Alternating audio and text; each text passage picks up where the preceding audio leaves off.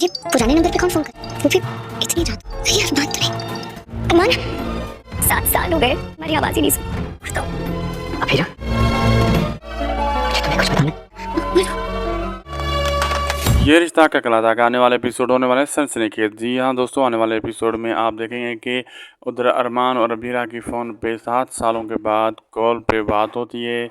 अबीरा बहुत ही खुश हो जाती है और अरमान उससे जब बात करता है तो अरमान कहता है मैं अबीरा तुम्हें कुछ बताना चाहता हूँ। अबीरा कहती है बताओ, 7 साल के बाद तुम्हारा आवाज़ मैं सुन रही हूँ, बोलो मैं सुन रही हूँ, क्या बात है।